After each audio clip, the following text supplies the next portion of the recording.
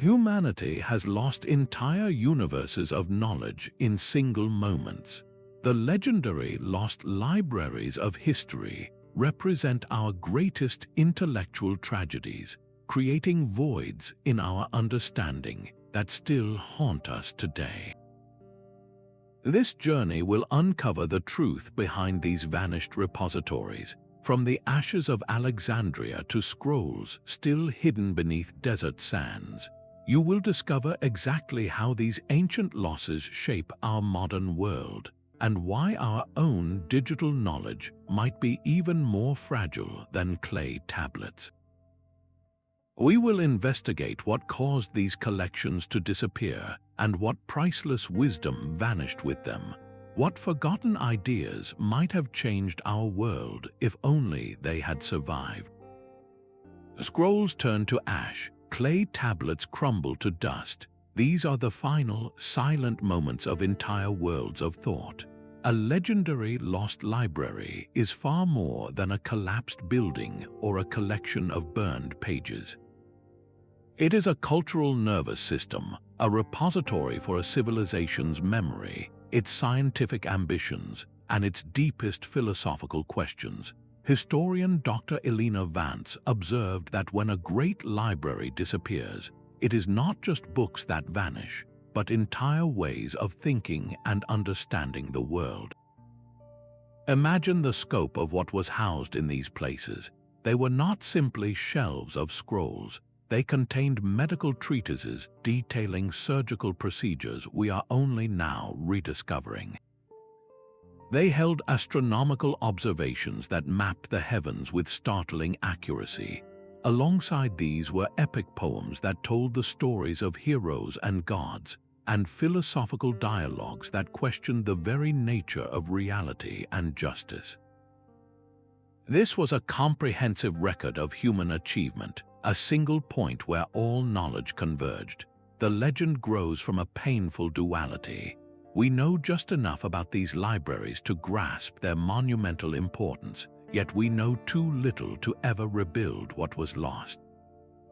This gap between knowing their value and understanding their full content is where mystery thrives. How would our modern perception of ancient Egypt or Mesopotamia shift if we could read their complete literary records? What revolutionary ideas about energy or medicine or society were documented in those vanished collections, only to be independently reinvented centuries or even millennia later? The very incompleteness of our history, the tantalizing gaps in our timeline, make the search for these lost libraries an endless pursuit.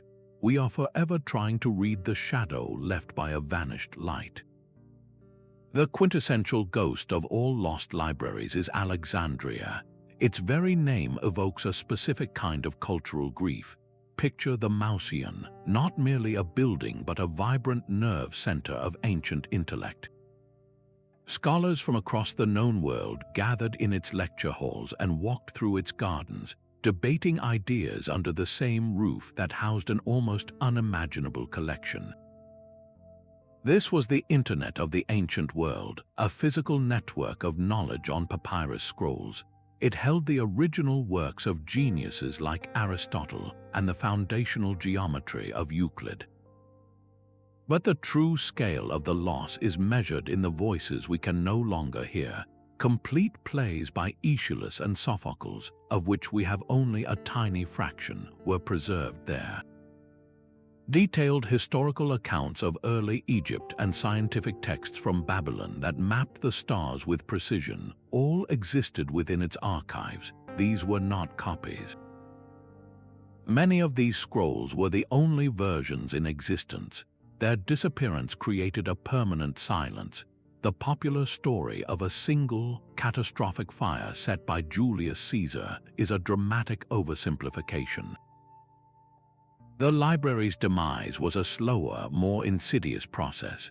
It suffered from multiple fires, certainly, but also from periods of neglect, from funding cuts, and from the simple, slow-burning decay that comes with political irrelevance over centuries. It did not vanish in one great blaze but faded away scroll by scroll over hundreds of years. This gradual erosion makes the tragedy somehow more profound. It was not a single act of violence, but a series of small failures and lost opportunities to save it. How different might our world be if that repository had survived intact? Would the Dark Ages have been so dark? Would we have reached the stars centuries earlier? The shadow of Alexandria's loss forces us to ask a difficult question about our own era. What knowledge are we neglecting today that future generations will desperately wish we had saved? Constantinople stood as a bastion of light for 1,000 years. Its imperial library, a deliberate fortress for the fading wisdom of antiquity. While Alexandria's tragedy was one of fire and fragmentation, the story here is a slow, heartbreaking erosion. Founded in the 4th century by Emperor Constantius II, its mission was profoundly clear. As the Western Roman Empire crumbled into darkness, this library was charged with a sacred duty to gather and protect the core of Greek and Roman thought. It was a race against time, a last-ditch effort to save the foundational texts of science, philosophy, and literature from vanishing forever. This was not a single catastrophic collapse.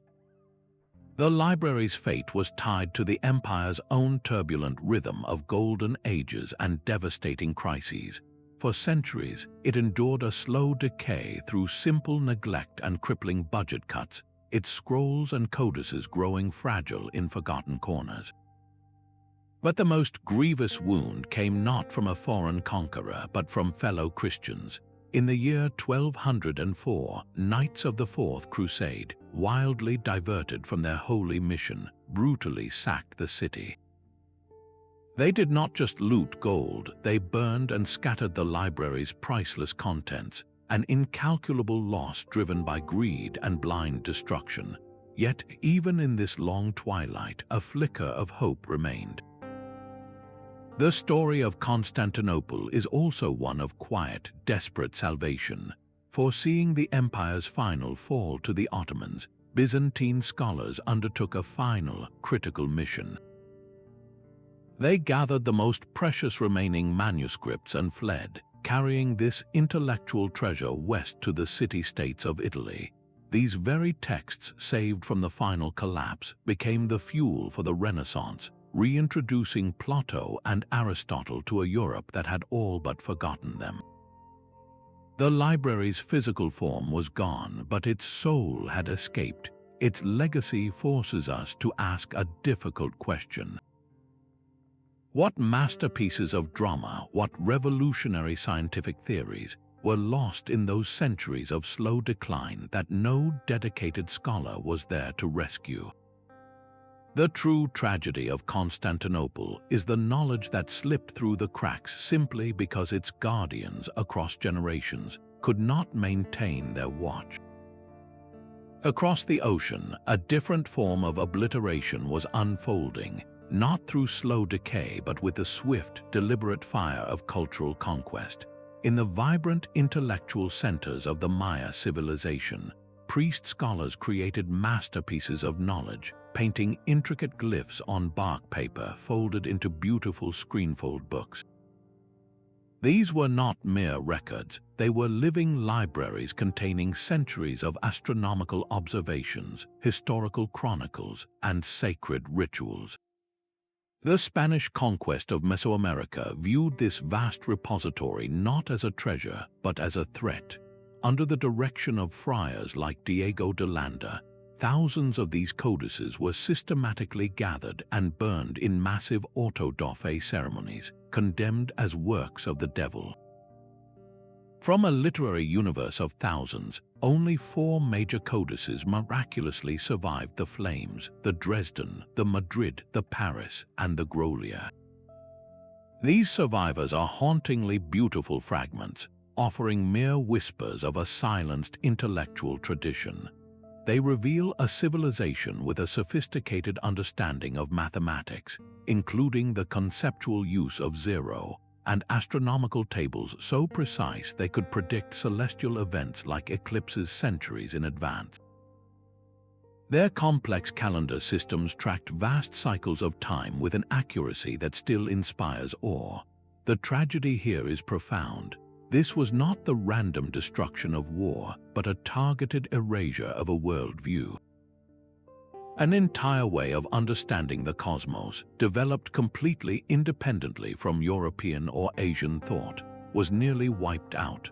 Modern scholars painstakingly decipher the surviving glyphs, but they are essentially trying to reconstruct an entire library from a handful of scattered pages. What revolutionary concepts of ecology, medicine, or philosophy were recorded in those lost books? How did the Maya perceive the nature of time itself? The story of the Codices is a stark lesson in how cultural prejudice can lead to the most irreplaceable of losses, the silencing of a unique human voice forever. Deep beneath the opulent chambers of the Moscow Kremlin, a ghost of a library haunts the pages of history. In the 16th century, Tsar Ivan the Terrible was rumored to possess a treasure beyond gold, a secret collection of ancient Greek and Latin manuscripts. This legendary hoard was said to have arrived in Russia with his grandmother, the Byzantine Princess Sophia Paleologina, a last desperate transfer of knowledge as her empire fell. The Library of Ivan the Terrible is unique among lost collections. Unlike Alexandria or Constantinople, its existence is not a confirmed historical fact but a compelling mosaic of rumor and cryptic clues. It lives in whispers from diplomatic letters and the frustrated notes of scholars across centuries. The collection was purported to contain priceless classical texts that had vanished everywhere else, complete versions of lost books by the historian Livy, the orations of Cicero, and perhaps even unknown dialogues by Aristotle. These were not just copies, they were the sole surviving vessels for entire schools of ancient thought. The mystery intensifies with tales of a hidden labyrinth beneath the Kremlin, a network of sealed chambers and forgotten passages designed to protect this intellectual crown jewel. Over the years, searches have been launched with every tool available, from crude shovels to sophisticated ground-penetrating radar. These investigations have found anomalies, voids in the earth that could be rooms, but nothing definitive has ever been confirmed. The library remains a specter, always just out of reach. This enduring quest reveals something profound about our relationship with the past. It is not just about recovering lost information, but about the potent allure of a blank space on the map of knowledge. The possibility itself is a powerful engine for exploration. What if a complete play by Sophocles or a revolutionary scientific treatise from antiquity is still down there, waiting in the silent dark? The search for Ivan's library is a testament to our refusal to accept that some stories must end. While Ivan's library remains a ghost, the Royal Library of Ashurbanipal offers a tangible, breathtaking reality. In the 7th century before the Common Era, the Assyrian king Ashurbanipal did something revolutionary. He built the first systematically organized library the world had ever known, a vast collection of cuneiform tablets in his palace at Nineveh. This was not a haphazard pile of clay. Scribes worked under his direct orders, gathering texts from across Mesopotamia, copying them, and then carefully categorizing them by subject. They even created what might be considered the world's first library catalog, a system for finding information that would not be seen again for centuries.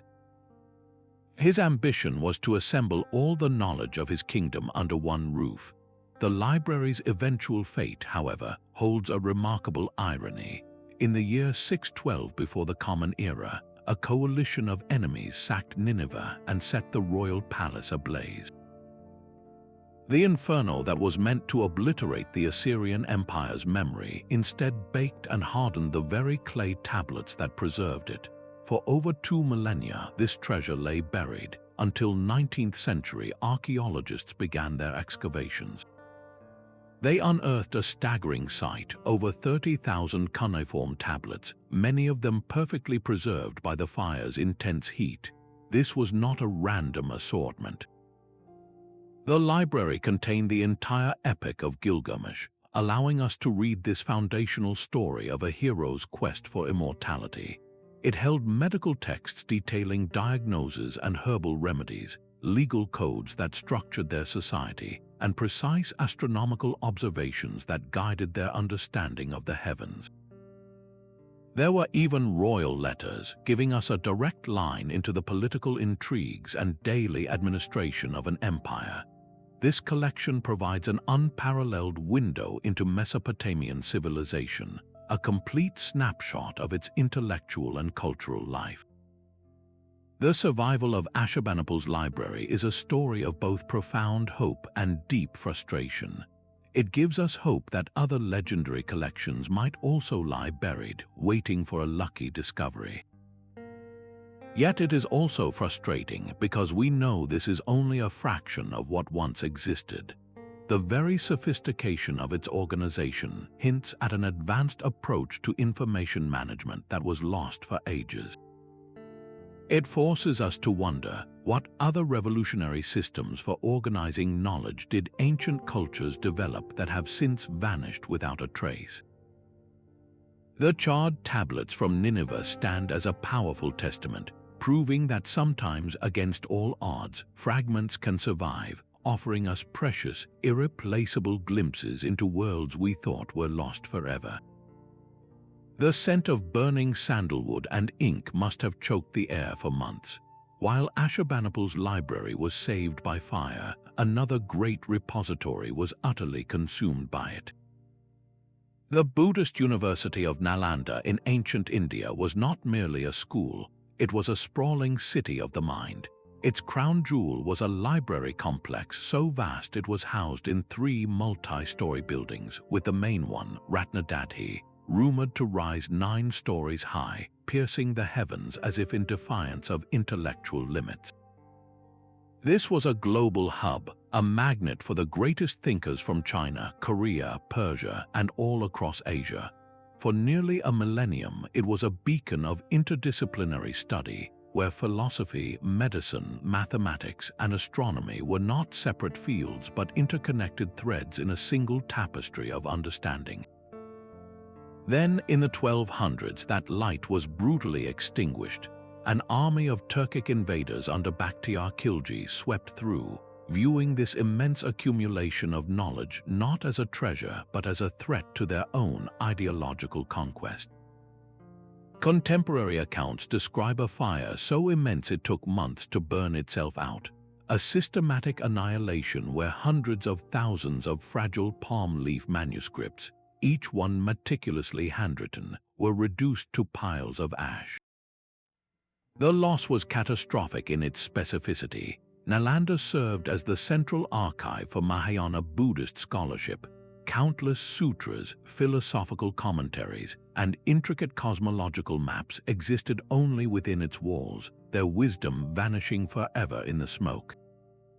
The destruction was not just of books, but of an entire academic lineage, effectively ending a 1,000-year tradition of Buddhist scientific and philosophical inquiry that would never be fully recovered. The intellectual devastation echoes through history. Scholars believe Nalanda's libraries held advanced mathematical concepts, including early forms of calculus and trigonometry, that would not be developed in Europe for centuries. Their medical texts detailed complex surgical procedures and an understanding of human anatomy that was astonishingly sophisticated. Modern archaeology confirms the sheer physical scale of Nalanda's ruins, with multiple temples, meditation halls, and lecture theaters. But these silent stones can only hint at the vibrant intellectual life they once supported. We are left with a haunting counterfactual. How would the global history of science, medicine, and philosophy have unfolded if Nalanda's knowledge had been preserved and allowed to spread westward? Would the Renaissance have begun earlier, infused with insights from Indian mathematics and logic?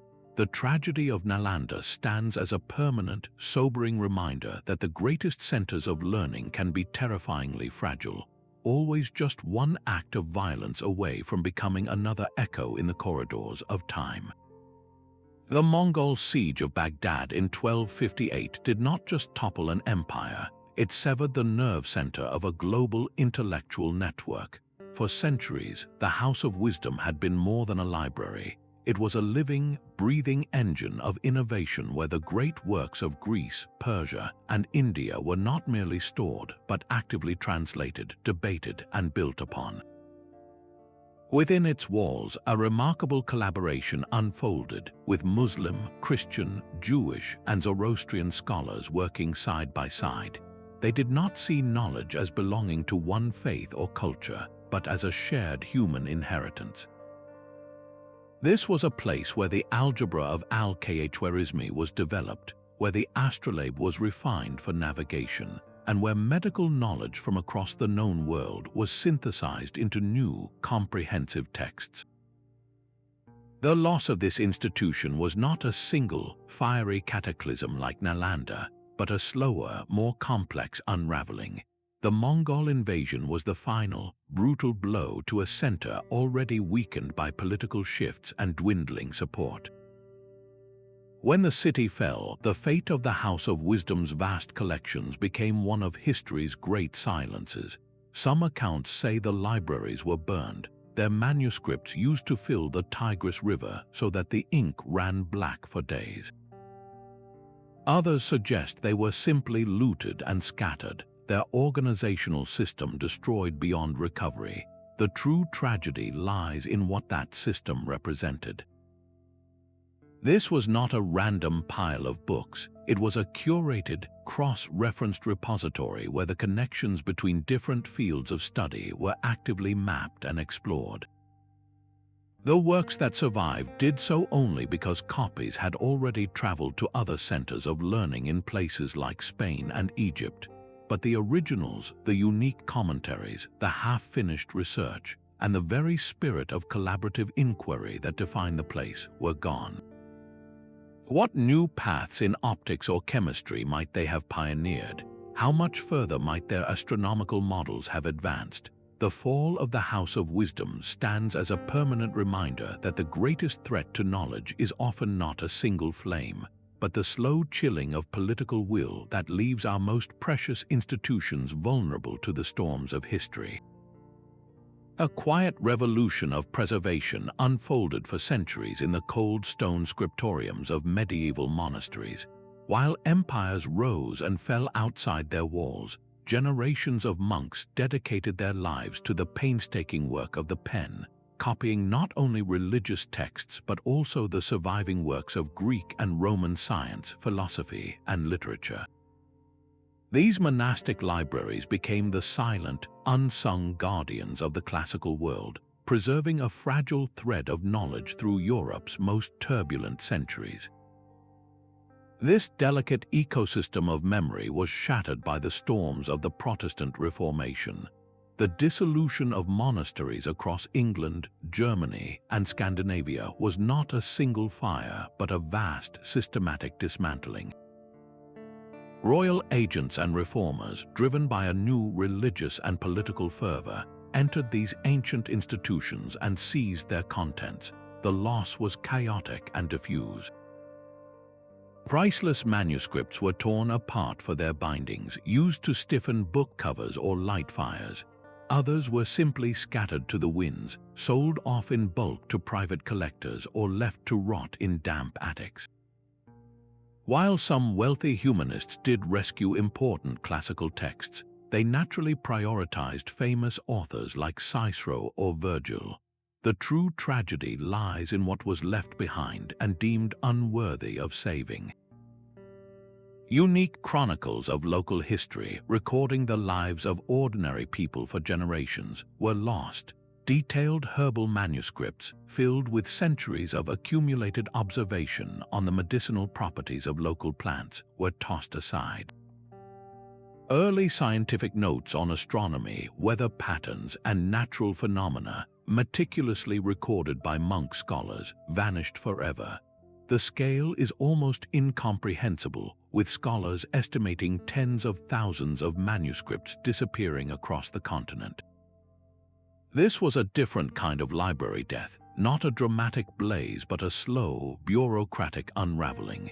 It demonstrates how even well-intentioned ideological shifts can have devastating, unintended consequences for cultural memory. What unique understanding of the medieval landscape, its ecology and its people, was erased in that great scattering? The loss of the monastery libraries created a permanent fog over our view of daily life in the Middle Ages, reminding us that the most vulnerable knowledge is often not the work of famous geniuses, but the quiet, cumulative record of 1,000 observing eyes. Another universe of knowledge vanished in the heart of a conquered city. In the Aztec capital of Tenochtitlan, the great libraries known as Amexcali, the houses of books, were not passive repositories but active centers of intellectual life. Here, highly trained scribes, the tlacuilos, did not write with alphabets but painted with brushes, creating vibrant, complex pictorial manuscripts on long strips of bark paper or deerskin, folded into screenfold books. These codices were the living memory of their world, meticulously recording everything from the precise histories of dynasties and the intricate maps of territories to exhaustive lists of tribute goods and the complex calendars that governed religious rituals and agricultural cycles. Their destruction was not a byproduct of war, it was a deliberate objective. Spanish conquistadors and missionaries, led by figures like Hernán Cortés, systematically sought out these libraries to burn them, viewing their contents not as knowledge but as a dangerous and demonic threat to their own spiritual and political conquest. They understood that to truly subjugate a people, you must first erase their memory, their stories, and their way of seeing the cosmos. The physical loss was nearly total. Out of thousands of these sacred books, only a precious handful of pre-conquest Mesoamerican codices are known to have survived the flames.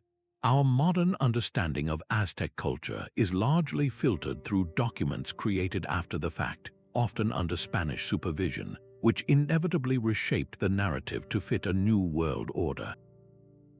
But the tragedy runs even deeper than the loss of the physical objects. It extends to the silencing of the voices that could interpret them. The complex pictorial writing system was not a simple alphabet one could sound out. It was a sophisticated language of images that required years of specialized training to both create and understand. With the Amexcali destroyed and the tlacuilos displaced or killed, the key to reading these surviving books was effectively lost. We are left with beautiful, haunting artifacts that we can see but cannot fully hear, their richest meanings muted by time and violence. Modern scholars act as intellectual detectives, piecing together clues from archaeology, linguistics, and the careful comparison of the few surviving codices. They have made incredible strides, deciphering the Aztec calendar with its 260-day sacred cycle and 365-day solar year, and understanding their detailed astronomical observations of Venus and the Pleiades. Yet we are forever left to wonder. What profound understanding of Mesoamerican ecology, detailing the medicinal properties of thousands of plants, went up in smoke? What sophisticated models of their social organization and economic systems were recorded in those tribute lists? The story of the Amexcali is one of the most complete cultural erasures in history, a stark lesson in how conquest targets the mind itself, seeking to replace one universe of thought with another. The personal research library of Aristotle represents a loss of an entirely different nature. Think of the great institutional libraries like Alexandria, vast repositories of collective knowledge. Aristotle's collection was something far more intimate, a single, brilliant mind's working toolkit. Established at his Lyceum in Athens, this was arguably the first major private library, a carefully curated assembly of scrolls that fueled his revolutionary inquiries into everything from biology to ethics. Its fate is shrouded in conflicting ancient rumors. Some accounts claim it was walled up in a damp cave to protect it from royal seizure, its priceless papyrus slowly succumbing to rot and insects. Others suggest it was passed down through a line of philosophers, each generation adding to the collection until the thread simply snapped and the entire library vanished from history. This is not just the loss of books, but the loss of a master's process. The works of Aristotle that survived to influence the world, his texts on logic and metaphysics, are largely his polished, published lectures. These are the final products of his thought. His personal library, however, would have contained the raw materials, the rough drafts, the data sets from his biological dissections, and the notes from his observations of the Athenian constitution. It likely held the works of earlier philosophers he was critiquing, giving us a complete map of the intellectual landscape that shaped him. What groundbreaking ideas remained in his unpublished notes?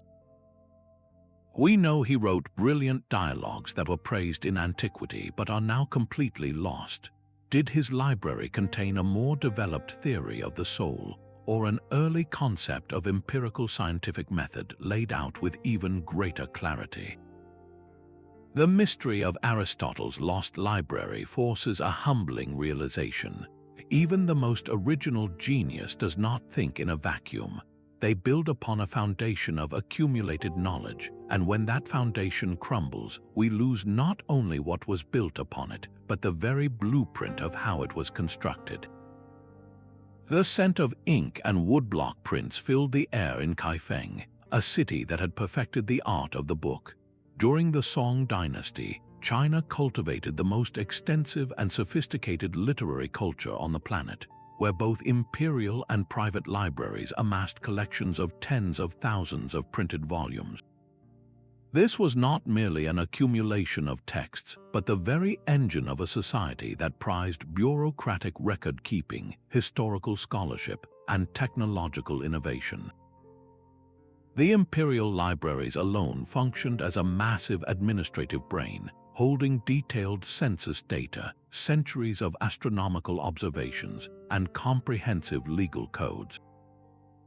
Private collectors, often wealthy scholars, competed to own the most exquisite editions of everything from poetry to practical manuals. Then came the Mongol invasions, a storm of systematic conquest that did not distinguish between a city wall and a library shelf. The fall of the Song capital was not just a political collapse, it was an informational apocalypse. The magnificent libraries of Kaifeng and later Hangzhou were deliberately targeted and burned, their carefully printed pages fueling fires that lasted for weeks. The scale of the loss is almost impossible to comprehend, a literary annihilation easily on par with the burning of Alexandria, yet its story remains a whisper in the Western world. What made this loss so uniquely devastating was the nature of the knowledge that turned to ash.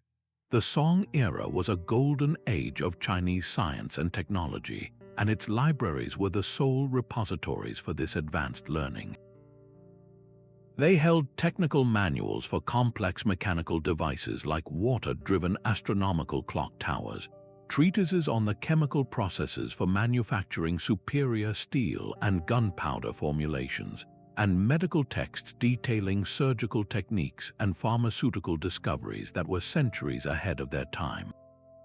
These were not theoretical musings, they were practical, applied sciences documented for future generations. While the core of Chinese literary tradition, the Confucian classics and great poetic works, proved resilient enough to survive through later recopying, it was the specialized, non-canonical knowledge that vanished forever. Countless unique works on engineering, agronomy, and chemistry, representing 1,000 years of cumulative innovation, were erased in a few years of violence. This poses one of history's most tantalizing what-ifs. How would the trajectory of global technology have shifted if the technical knowledge of the Song dynasty had flowed westward along the Silk Road instead of being smothered in its cradle? Would the Industrial Revolution have begun in China and spread to Europe? The silent fate of these libraries stands as a sobering lesson that no civilization, no matter how advanced or literate, is immune to the sudden erasure of its collective memory. Córdoba under the Caliph al-Hakam II became a gravitational center for the written word, its library swelling to 400,000 volumes while the finest collections in Paris or Rome held mere hundreds. This was not a static archive but a living, breathing organism of intellect, fueled by a caliph who dispatched agents with blank checks to Cairo, Damascus, and Baghdad, commanding them to return with every significant text they could find. The result was a collection of breathtaking diversity, where Greek philosophy rested alongside Persian poetry, and Hebrew medical tracts were shelved next to Indian mathematical treatises, all unified by a single, sophisticated cataloging system. Its demise was not a roar of flame but a slow, quiet unraveling. Following the caliph's death and the subsequent collapse of the Umayyad Caliphate into competing petty kingdoms, the state funding that sustained this marvel evaporated. The library's contents, no longer seen as a national treasure but as a financial asset, were gradually sold off or scattered to pay for soldiers and secure political alliances. Individual manuscripts began long, solitary journeys, some traveling east to feed the libraries of North Africa and the Middle East, while others were eventually translated in Toledo by Christian scholars, forming the bedrock of Europe's rediscovery of Aristotle. This dispersal ensured survival for countless texts, but it came at a profound cost. The library as an organized entity, a curated universe of knowledge, ceased to exist. We possess many of the stars, but we have lost the constellation. Its unique catalogue, a map of how 10th century scholars connected different fields of learning, is gone forever. How did they link the astronomy of Ptolemy to the optics of Alhazen? What intellectual bridges did they build between Islamic law and Greek ethics? The loss of Córdoba's coherent structure means we can only guess at the revolutionary syntheses that might have blossomed from its systematic, cross-cultural approach. Its story stands as a quiet warning that knowledge can be dismantled not only by fire and sword, but by the slow, indifferent drift of political fragmentation. The perfect library was not a myth but a reality in the sunlit halls of Urbino's ducal palace. Duke Federico da Montefeltro, a master of both war and wisdom, assembled a collection so flawless in its execution that visitors called it a miracle of humanist thought. Each volume was identically bound in crimson velvet with silver clasps, a visual symphony of order and beauty. This was more than a status symbol. It was a physical manifestation of the Renaissance mind, organized not by size or simple subject, but by a revolutionary system that mirrored the interconnected nature of knowledge itself, placing philosophy beside poetry and mathematics alongside history. Its perfection, however, proved tragically fragile. Upon the Duke's death, his exquisite creation faced a fate far more insidious than fire, the slow death of dispersal. Inheritance disputes, the political ambitions of his successors, and simple financial pressures began to pull the library apart. Volumes were gifted as diplomatic sweeteners, sold to pay debts, or simply neglected and lost. While a core of the collection was eventually absorbed by the Vatican Library, securing its survival, this very act created a new mystery. The Vatican, focused on theology and classical texts, may have had little interest in the more forward-looking parts of Federico's collection. Scholars now suspect that unique manuscripts on practical mathematics, innovative engineering designs for fortifications, and early scientific speculations were the most likely to have gone missing during this long scattering. These were the very works that reflected the Duke's own practical intellect and his court's engagement with the emerging empirical world.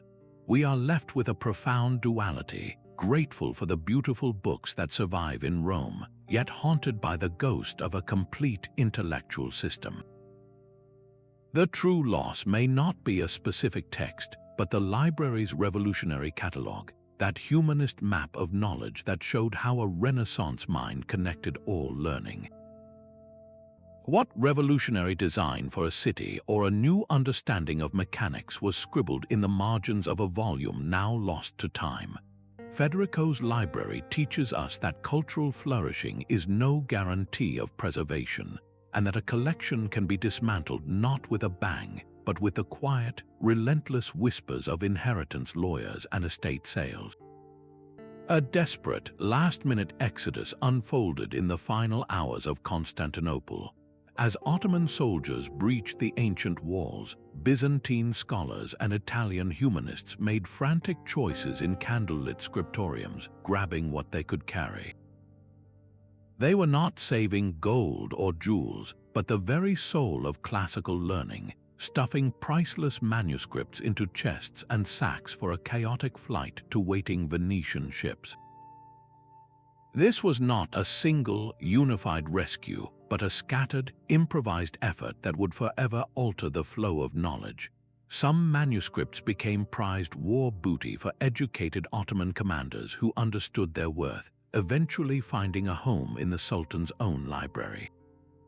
Others remained within the city, preserved by the new Ottoman administration, which saw value in the legal and historical records of the empire they had conquered. The true loss was not a total incineration, but a permanent fragmentation. For 1,000 years, Byzantine scholarship had been a continuous, unbroken conversation, with each generation of scholars adding their own commentaries and interpretations in the margins of ancient texts. These glosses were a living dialogue with Plato, Aristotle, and Archimedes. When the collections were scattered from Rome to Venice to Istanbul, that conversation was shattered. The unique Byzantine lens through which the classical world had been viewed for a millennium was irreparably broken. We gained the original texts in the West, fueling the Renaissance, but we lost the 1,000 years of scholarly context that came with them. What profound insights into Plato's philosophy, recorded in the margins of a codex now lost, were silenced in that dispersal. The fall of Constantinople gifted the West with the raw materials for a rebirth, but it condemned the enduring intellectual tradition of the East to a silent, final echo. Flames engulfed the Capitol building in Washington on a summer night in 1814, and with it burned the entire institutional memory of the young American Republic. British troops, in a bold act of psychological warfare, had set the building ablaze, and inside was the original Library of Congress. Its 3,000 volumes were not just books, they were the tangible foundation of a new nation's intellectual identity, containing congressional records, treaties, and unique accounts of the early federal government. This was a modern catastrophe, meticulously documented even as it happened, proving that the vulnerability of knowledge is not confined to ancient empires. The loss was absolute, a deliberate incineration of a national archive that left a smoldering void where a collective memory had been. What vanished in that fire were not just replaceable volumes, but one-of-a-kind documents that offered raw, unfiltered perspectives on the nation's first experiments in self-governance. Handwritten notes from congressional debates, early maps charting the expanding frontier, and personal correspondence between the founders were turned to ash. We can read about those early years from surviving sources, but the unique texture of those original records, the immediacy of their creation, is gone forever. The response to this disaster, however, marks a critical turning point in the history of cultural preservation. Former President Thomas Jefferson, deeply in debt but profoundly committed to the Republic's intellectual life, offered his personal library as a replacement. This was not merely a large collection, it was the working library of one of the nation's greatest minds, organized around a visionary map of human knowledge that encompassed everything from philosophy and science to cookbooks and foreign languages. Jefferson's collection of 6,487 volumes became the new seed for the Library of Congress, transforming it from a specialized legislative reference library into a universal archive meant for the entire nation. This act of resilience created something new from the ashes, but it could not resurrect what was uniquely lost. The original library held the unedited first draft of America. The reconstituted one, for all its brilliance, was a reflection of a single, brilliant man's curated interests. The fire of 1814 stands as a stark, modern reminder that conflict always targets memory, and that the rebuilding, however noble, can never fully erase the ghost of what was first conceived. The Great Library of Pergamum presents a different kind of mystery altogether. Its story is not one of fire or conquest, but of a silent, inexplicable vanishing. This was a legendary institution, a powerhouse of Hellenistic thought built to rival Alexandria itself. Its very building still stands in Turkey, a beautiful structure with niches carved into the walls where scrolls were once stored. Yet these niches are hauntingly empty. The library itself is there, but its soul, its vast collection of hundreds of thousands of scrolls, has simply disappeared from history. We have the container, but the priceless contents have evaporated without a clear trace. This creates a unique archaeological puzzle. How does a library of such immense scale and fame simply vanish, leaving behind its physical shell but not a single shred of its literary essence? Ancient sources tell us it was a major intellectual center, even pioneering the use of parchment or charta pergamena when a rival Egyptian dynasty blocked papyrus exports. This innovation itself changed the course of bookmaking, yet the very texts written on this durable material are gone. Various theories attempt to solve the puzzle, but each one feels incomplete. One popular story claims the entire collection was moved to Alexandria as a romantic gift from Mark Antony to Cleopatra. While a dramatic tale, many historians find it unlikely, a piece of political propaganda meant to smear Antony for giving away a Roman asset.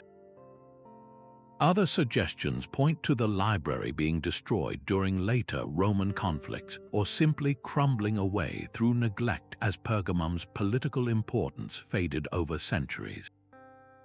The most plausible theory is a gradual, quiet dispersal. As the city's status declined, scholars may have left, taking precious scrolls with them to other centers of learning. The collections could have been sold off piecemeal, their individual scrolls absorbed into larger libraries across the Roman Empire, losing their identity as the Great Library of Pergamum. This slow disintegration left no dramatic event for historians to record. Its fate is a blank space, a ghost in the historical record. This absence forces us to ask what unique works from the vibrant Hellenistic period were lost in that silence. Pergamum was a center for art, science, and particularly medicine, home to the great physician Galen.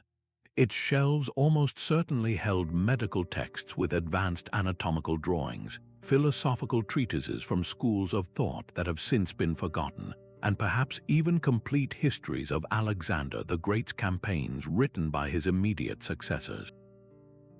The mystery of Pergamum is a chilling reminder that knowledge can disappear not only in a dramatic blaze, but through a slow, quiet scattering that leaves almost no evidence behind. A shepherd's tossed stone into a dark cave near the Dead Sea cracked not just a clay jar, but 2,000 years of silence. This accidental discovery in the mid-20th century unearthed one of history's greatest textual treasures, the Dead Sea Scrolls. These ancient Hebrew manuscripts, preserved by the desert's dry, still air, were a deliberate act of salvation. They represent the sacred library of the Essene community, a devout Jewish sect who hid their most precious writings in nearby caves as the Roman legions advanced to crush the Jewish revolt around the year 70. The miracle is that these scrolls survived at all, a testament to their guardians' desperate foresight. They offer an unparalleled window into the diverse religious landscape of the Second Temple period, a time of intense theological ferment.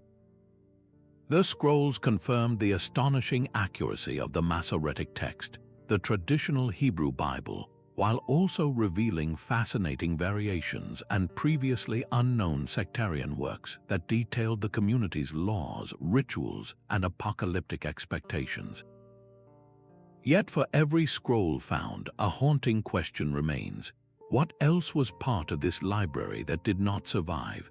The discovered manuscripts are likely just a fragment of the original collection. The very act of hiding them in multiple locations suggests a much larger body of work. Some scrolls were probably found by looters over the centuries and crumbled to dust without a trace. Others may have been destroyed by the Romans in their systematic campaign. And the most tantalizing possibility of all is that additional caches still lie concealed in undiscovered caves, their leather and papyrus pages waiting patiently in the dark. What other commentaries or alternative versions of biblical stories might they hold?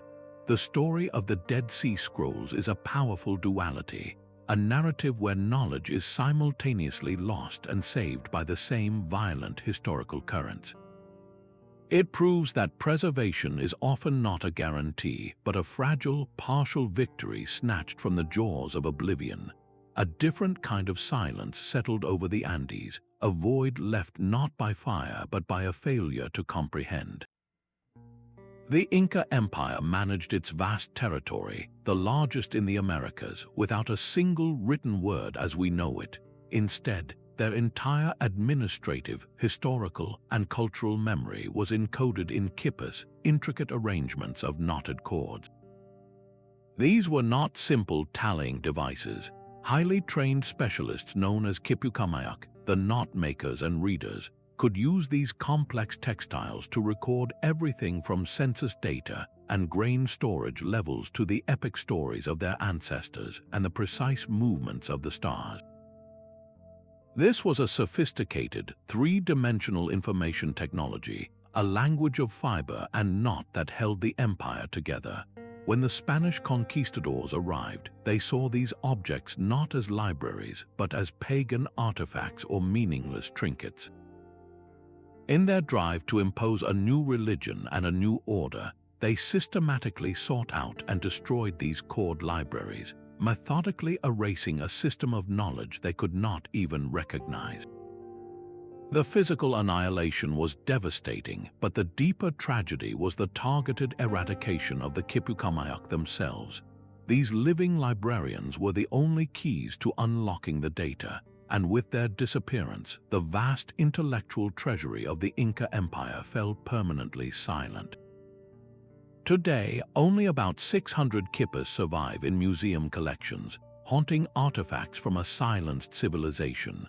Modern researchers have made some breakthroughs, successfully decoding the numerical patterns that recorded quantities like tributes and populations.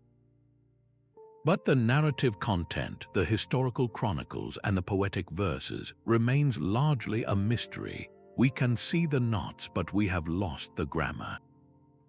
What revolutionary understanding of Andean engineering, perfected for building earthquake-resistant structures high in the mountains, was detailed in those cords? What intricate models of their social organization or their deep ecological knowledge of the high-altitude environment have we lost forever? The story of the kippahs is perhaps the ultimate lesson in the fragility of knowledge. It demonstrates that the greatest threat is not always the burning of a library, but the extinguishing of the light in the eyes of those who know how to read it. That deliberate targeting of a nation's intellectual soul reached its terrifying peak in the 20th century. The Nazi campaign to erase Polish identity included a systematic, calculated assault on knowledge itself. As their forces advanced, they carried specific lists of cultural institutions to be destroyed, with libraries at the very top. This was not collateral damage from the fog of war, but a cold, administrative process of cultural annihilation. The goal was to obliterate the very memory of a people, to destroy the proof of their history, their scientific contributions, and their literary voice. An estimated 15 million books were deliberately burned or pulped in Poland alone. These were not just random volumes, but singular, irreplaceable treasures, the foundational documents of a 1,000-year-old culture. Priceless medieval manuscripts, unique records of Slavic folklore, and specialized scientific collections that represented generations of scholarship were fed into bonfires or simply shredded for wartime paper production. The tragedy was compounded by a parallel extermination. The librarians, archivists, and professors who possessed the deep, institutional knowledge to potentially reconstruct these collections were themselves targeted, arrested, and killed. They were the living keys to the kingdom of knowledge, and with their deaths, the possibility of true restoration died too. While some heroic librarians managed to hide precious items behind false walls or in underground caches, saving a precious fraction, the intellectual continuity was shattered beyond repair. What unique poetic traditions from the Polish Renaissance vanished in those flames?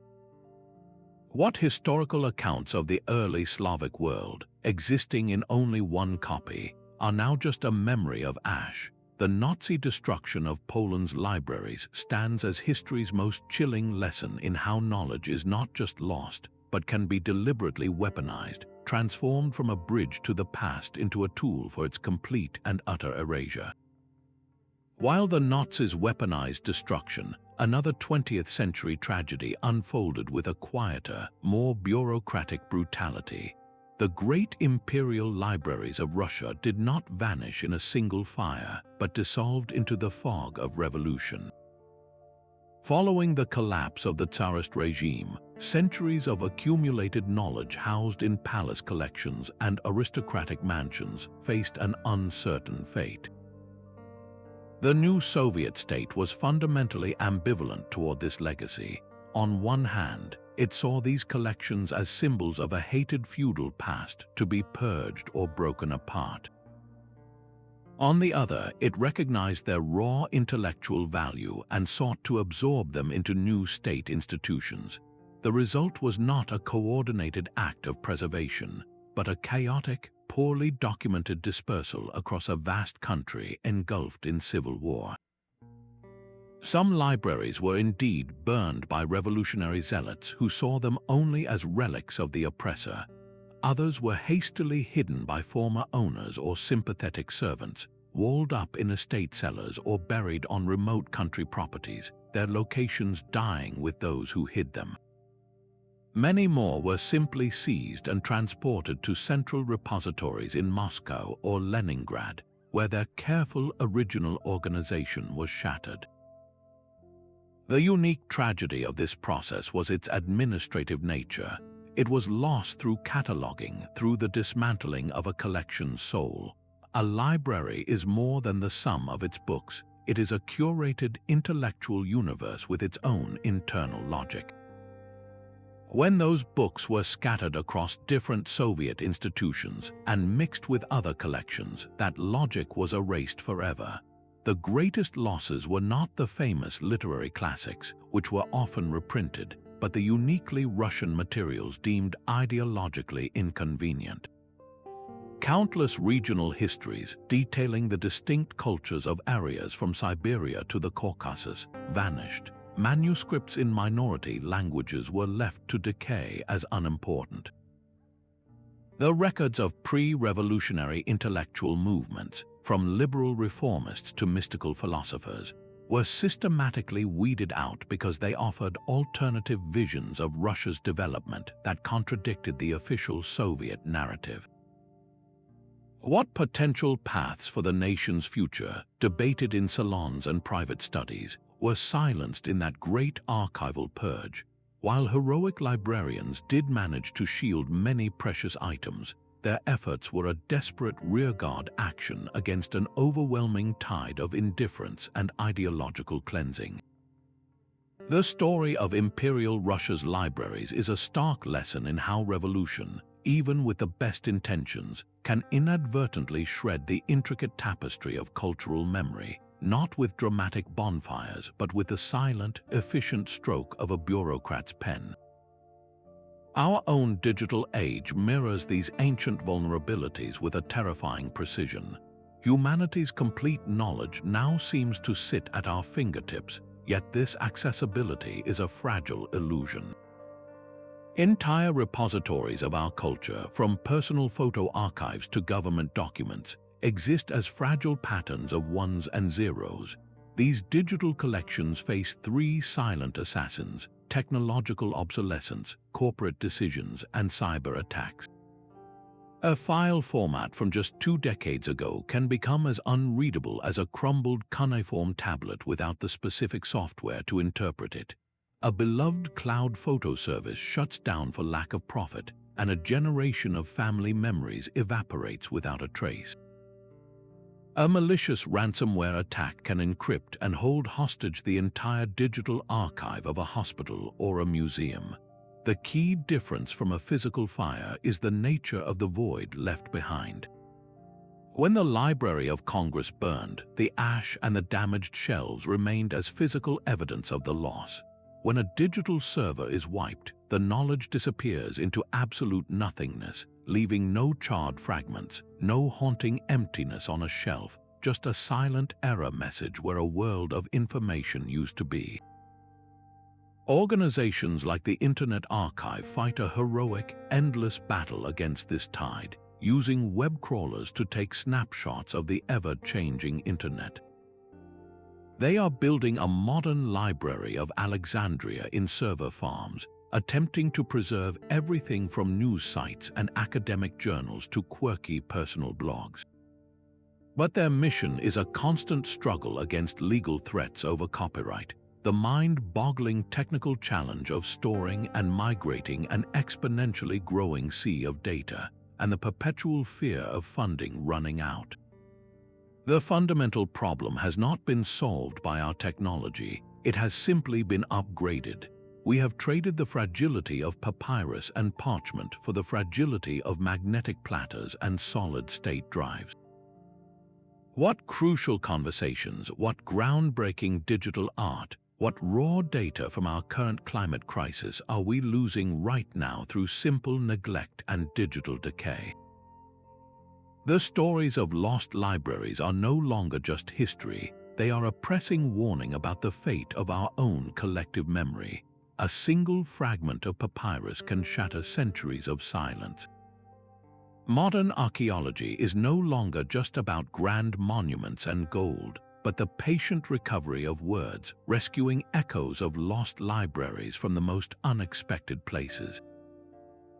In Egypt, archaeologists sifting through ancient trash heaps have uncovered priceless literary treasures, papyrus scraps discarded as waste that somehow survived the millennia, preserving lost poems, forgotten legal documents, and even early versions of biblical texts.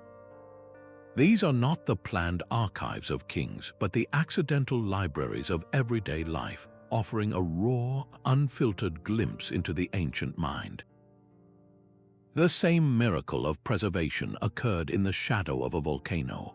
The Villa of the Papyri in Herculaneum was buried under superheated volcanic ash during the eruption of Mount Vesuvius, a catastrophe that carbonized its entire library of philosophical scrolls into black, brittle logs. For centuries, they were considered completely unreadable, their secrets locked inside.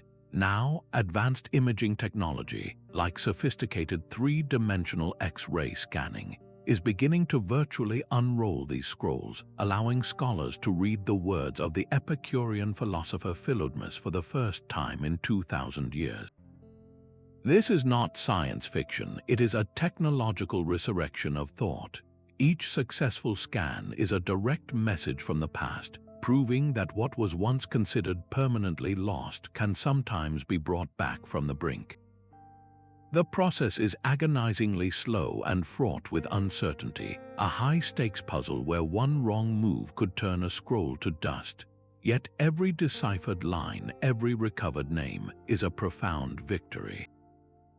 It is a small but defiant stand against the relentless entropy that has consumed so much of our shared heritage.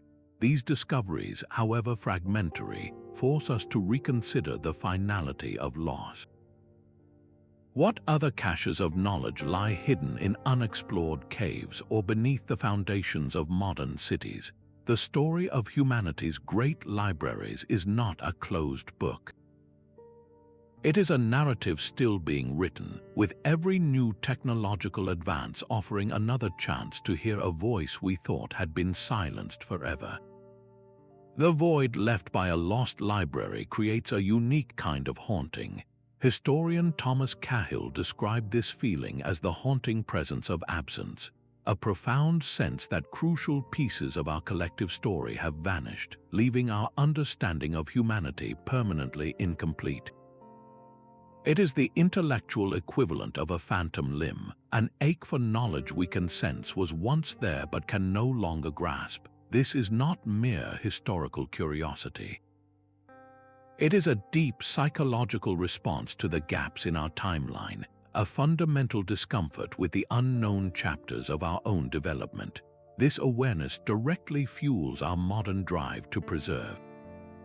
The creation of multiple redundant copies of important works stored in Arctic vaults, secure mountain facilities, and on servers across the globe is a direct psychological reaction to the tragedies of the past. We are building a distributed brain for humanity because we have learned, through painful loss, that keeping all our intellectual eggs in one basket is a recipe for collective amnesia.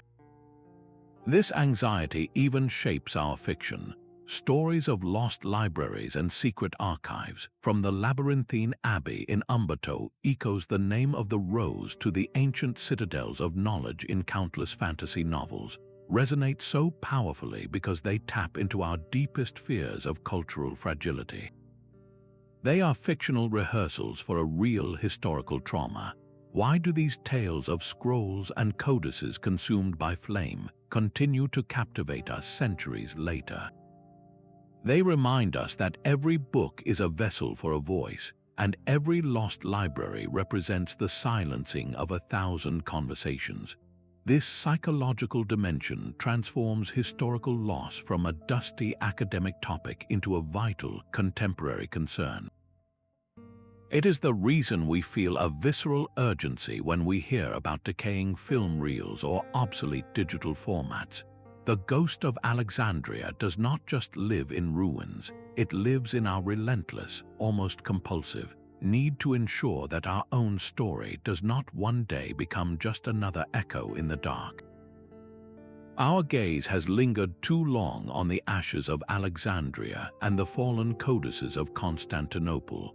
The same tragedy of vanished knowledge has echoed across every continent, in forms often overlooked by traditional histories. The ancient libraries of Timbuktu in Mali were not buildings of stone, but countless private collections of manuscripts, written in exquisite Arabic and African languages, that preserved a golden age of West African scholarship. For centuries, these texts held advanced treatises on mathematics, astronomy, and intricate legal systems that flourished along the Sahara's edge. Their modern peril came not from ancient armies, but from recent militant conflicts, where families risked their lives to smuggle these priceless manuscripts out in trunks and rice sacks to save them from deliberate destruction. This was a library scattered in a desperate modern exodus. In India, a different pattern of loss unfolded over millennia. successive invasions from Mahmud of Ghazni to others frequently targeted the great repositories of Sanskrit learning housed in temples and universities like Nalanda. The destruction was so thorough that we must now piece together India's profound scientific and philosophical achievements, from the concept of zero to sophisticated surgical procedures, from surviving fragments and commentaries. The loss here is not merely of texts, but of the continuous intellectual lineage that would have allowed these ideas to evolve without interruption. Perhaps the most universal and silent loss is that of the unwritten library. For countless indigenous cultures across the Americas, Africa, and Australia, the repository was not a building of scrolls but the living memory of elders. Their minds held entire encyclopedias of ecological knowledge, from the medicinal properties of 1,000 plants to complex astronomical calendars tied to seasonal migrations. When an elder passes without an apprentice, a unique library of human experience, refined over generations, vanishes in a single, quiet moment. This global perspective reveals a painful truth. The loss of non-Western knowledge has been doubly damaging. First, through the physical destruction of their records, and second, through the persistent marginalization of what remains, which prevents these rich intellectual traditions from fully informing our global understanding of history, science, and philosophy. What revolutionary African mathematical theories were lost in the deserts of Mali? What profound Vedic insights into consciousness or medicine were burned in Indian temples? How many cures for diseases have been lost with the last speaker of an indigenous language? These are not secondary tragedies.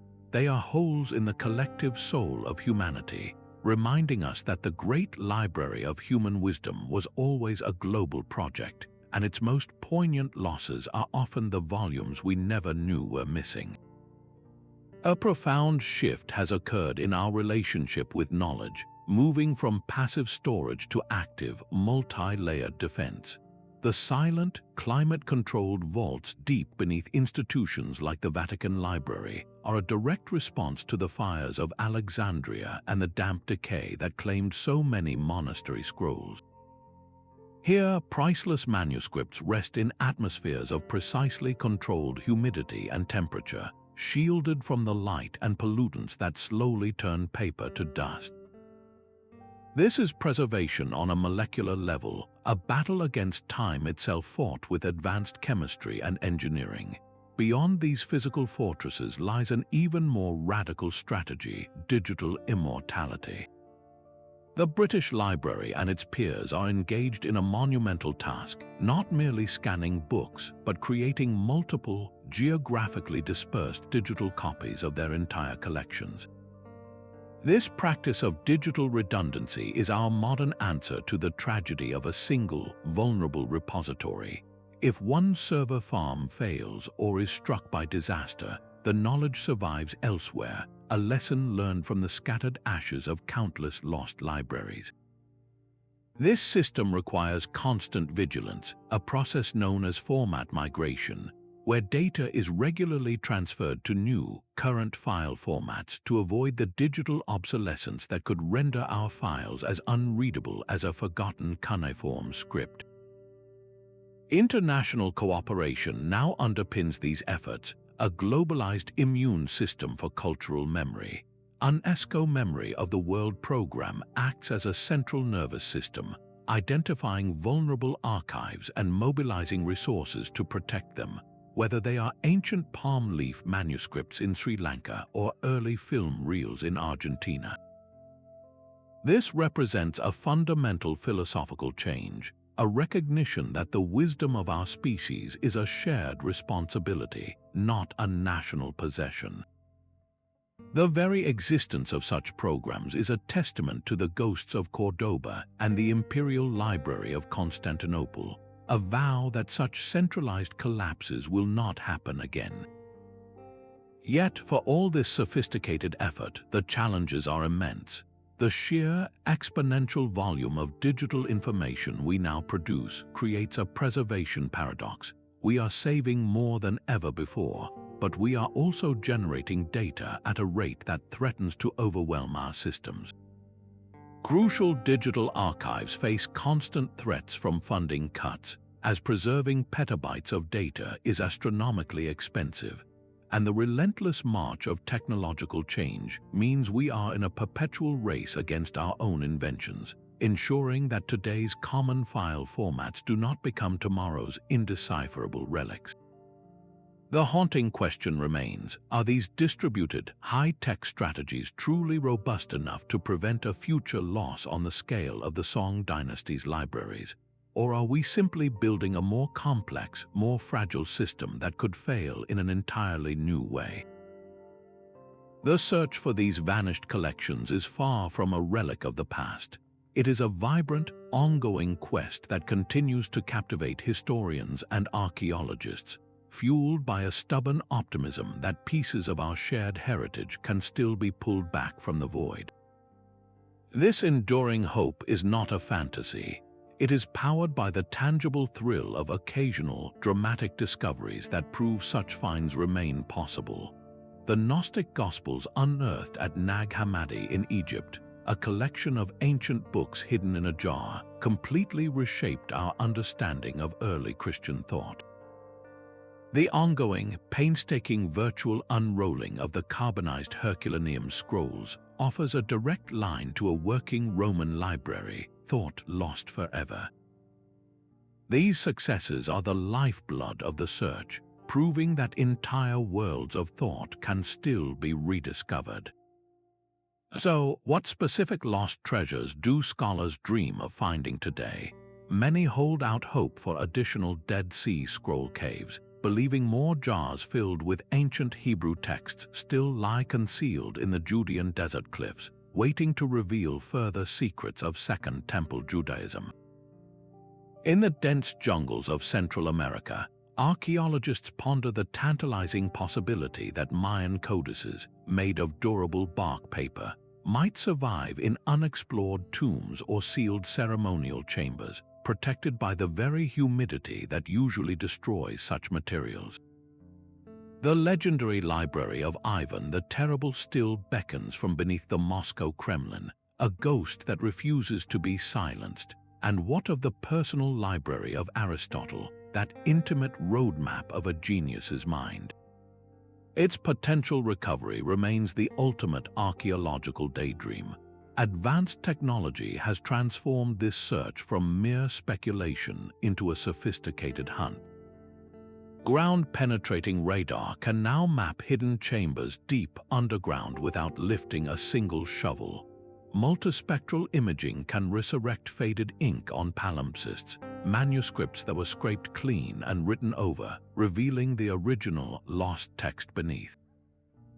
Artificial intelligence is even being trained to analyze vast collections of historical texts, scanning for overlooked clues or patterns that might pinpoint a lost collection's location. While many expeditions end in disappointment, with radar anomalies turning out to be natural rock formations or promising leads going cold, the occasional success ensures the search will never truly end. This enduring drive to find what is lost represents something profound about our species. It is a refusal to accept the finality of silence, a declaration that the story of our past is not yet complete. Every lost library is a missing chapter, and the hunt for it is a testament to our boundless curiosity and our unwavering belief that the next great discovery is always just one excavation, one scan, one lucky break away. These vanished libraries are more than historical footnotes. They are stark cautionary tales about the terrifying fragility of human memory. Each library that turned to ash or crumbled into dust created a rupture in our collective story, a permanent gap in our understanding of who we are and where we came from. We are left with a history full of shadows, forever wondering about the revolutionary ideas, the lost epic poems, and the advanced scientific theories that vanished with them. These recurring patterns of loss, whether through the violence of war, the slow decay of neglect, or the deliberate fire of ideological conflict, reveal a sobering truth. Preserving knowledge is not a passive act. It demands constant vigilance and intentional effort across generations. We cannot simply build a library and assume it will stand forever. The stories of Alexandria and Constantinople prove that even the greatest repositories are vulnerable to the shifting tides of politics and human indifference. Yet, this narrative is not one of pure despair. These haunting echoes from the past now inspire a powerful, global movement of preservation. The high-tech digital archives, the climate-controlled vaults, and the international collaborations to safeguard manuscripts are all direct responses to these ancient tragedies. We are learning, finally, to build a distributed, resilient memory for our species. As the historian Stephen Greenblatt once noted, the recovery of the past remains one of our most fundamental human yearnings. This deep-seated drive is what fuels archaeologists sifting through desert caves and technologists virtually unrolling carbonized scrolls. It is this same yearning that must now motivate us to value and protect the knowledge repositories of our own era, from vast digital databases to local community archives. The greatest tribute we can possibly pay to the ghost libraries of history is to learn from their fate, to ensure that future generations are not left piecing together the fragments of our own lost wisdom, wondering what we allowed to slip away into the silent dark.